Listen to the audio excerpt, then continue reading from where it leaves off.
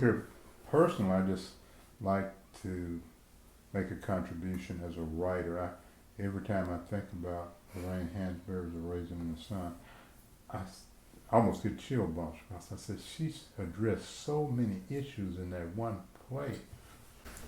And wow, a week doesn't go by that I don't think about it literally.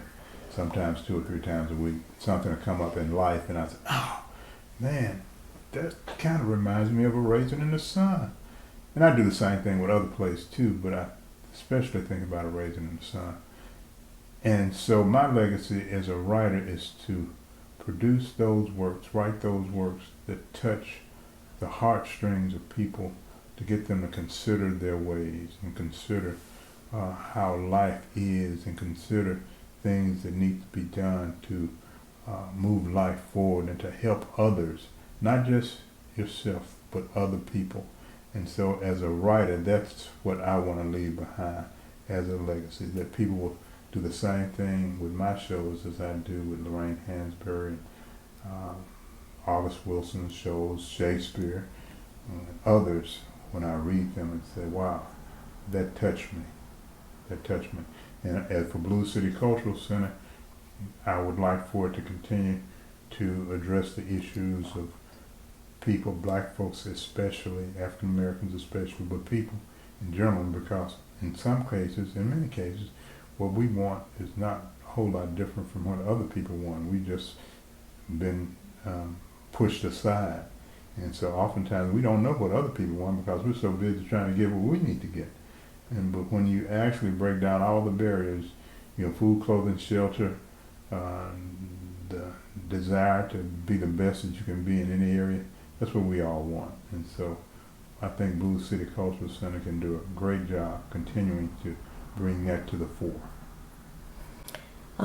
My personal legacy that I would like to see happen is that, and being a mother and grandmother now, I just want to see if I leave anything behind, it would be for young people to have an excitement about life and about the arts, and that there is nothing holding them back. I always look at education as controlled exposure. So what it means is that I am taking young people to places where they may have never been, but at the same time, because I'm the adult, that I want to make sure that they're protected in what it is that they see and how they see it. That's it. But I have had students that have never left their community. I mean, they get married in the same community, they go to the same stores, so they're never exposed. And I can remember one time this mall opened, and I asked my students, I said, did you all go to the new mall? And they said, for what? And I said, well, just because it's new, not because of anything else. They said, no, we got the mall right up here. I said, okay. So that made me develop and create a trip to New York for my students. And they were saying, well, we can't go because, I said, why not? And they said, well, because nobody's ever taken. I mean, just the music teacher, she takes her students. I said, look, we're going to New York. And we ended up going to New York 3 times. And just the excitement. I had a student later say, Miss Frazier, other than my honeymoon night, this was the most exciting thing that ever happened in my life. I said, okay. But it is the idea that to expose young people and for them to see the possibilities that they have, and the world is so big, but now you have to make good decisions about that because it can take you down another path. So that's what I see. Till the day I die, I want to expose people to what life is, that life is so much more than what we see it. And even I have my middle granddaughter right here with me, and I want her to see that. I want her to get excited about learning and about life and what possibilities are.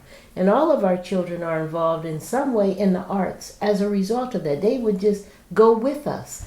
and we want to take other people with us. The legacy I see for Blue City Cultural Center is this. I want to see Blue City Cultural Center, one, be institutionalized, and two, for us to be able to create an arts district for African Americans to come and go, to eat, to live, to see the arts, to be all involved in that, and for us to be a part of that. So when we can go to a place and have dinner and then go to the theater or go to the ballet or go see modern dance or see movies made by young African Americans. That's what I want. I want us to be able to say, this is mine, and you're invited to come, but this is mine, instead of us always having to go to really to a white part of town because it seems like it's protected and it's built up, and then, oh, well, you're invited, kind of. And if we don't like how you look today, well, no, you can't. And you can look the part and still you can't go. That's why we talk about justice. We want to see an arts district in Memphis for African Americans that everybody can participate in. Mm-hmm. But it is owned and run and directed by us. Mm-hmm. And I just want to comment lastly on the enthusiasm and excitement that my wife commented on. Tennessee Williams, who was from Mississippi, we call Tennessee Williams, was a great playwright. He got 2 Pulitzer Prizes as a writer. There are only 2 other playwrights who got 2 Pulitzer Prizes. He said, enthusiasm is basically what life is all about. Enthusiasm is the most important thing in life. And I think what we see sometimes is when young people don't have that enthusiasm, they kind of fall by the wayside because they just don't feel like they can contribute. They don't feel like there's anything out there. But as educators, my wife and I have seen that if you can get your students enthusiastic, if you can get them excited, then your job is done because they'll keep going. Mm-hmm. You know, it's like you wind them up and it's like, boom. You don't have to say, come on. They'll tell you, come on, professor, you said this. We need to do it. And, you know, and so that's what we have done over the years and what we continue to do and what we hope our daughter does with Blue City Cultural Center.